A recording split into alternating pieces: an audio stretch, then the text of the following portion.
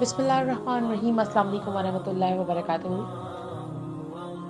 شیطان اتنا بڑا گستاخ تھا کہ اس نے سیدھے خدا کو کہہ دیا کہ میں سجدہ نہیں کروں گا۔ وہ مردود ہو گیا۔ اللہ کی شان دیکھیں،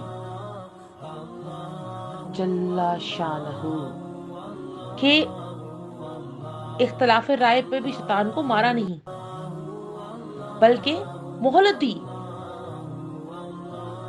کہ اپنے نظریے پر لوگوں کو قائل کر سکے۔ لیکن یہ خدا کے ماننے والے پتہ نہیں کس مٹی سے بنے ہیں کہ سمجھ ہی نہیں پا رہے۔ اللہ تبارک و تعالی معاف کرنے والی اور معافی دینے والی، بخشش دینے والی ذات ہے۔ آپ سب جانتے ہیں اور ہم سب کا یہ ماننا ہے کہ اللہ تبارک و تعالی آخری سانس تک بھی کوئی معافی مانگے تو وہ معاف کر دیتا ہے۔ شیطان ہمارے کانوں میں پھونکتا بھی ہے، شیطان ہمیں گمراہ بھی کرتا ہے، شیطان ہمیں بتاتا بھی ہے، شیطان ہمیں الٹی راہ پہ گمراہ کر دیتا ہے، پر اللہ کی ذات تبھی مہربان ہوتی ہے جب ہمیں خوف خدا ہوتا ہے۔ تو اپنے خوف خدا کو مت کچلے، یقین جانے اللہ تبارک و تعالیٰ کا خوف ہمیں شاید نہیں یقیناً بلکہ اس دنیا میں اور آخرت میں سرخرو کر دے گا۔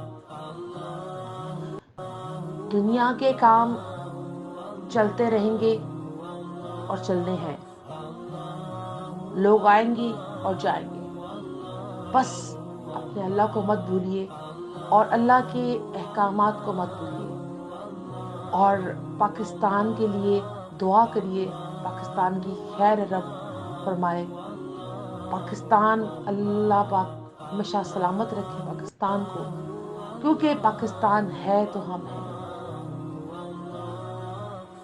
اور ہم کبھی غلام نہیں ہیں۔ یقین جانیے، پاکستان جو ہمارا ملک ہے اس میں ہم غلام نہیں ہیں، یہ کانسیپٹ ختم کر دیں۔ اللہ تبارک و تعالیٰ بہت رحیم ہے، بہت خالق ہے، مالک ہے، اور پاک فوج زندہ باد، کیونکہ اس فوج کی وجہ سے آپ رات کو سوتے ہیں۔ یقین جانیے اگر یہ لوگ نہ ہوں تو یقین جانیے ہم کہیں پہ بھی نہیں۔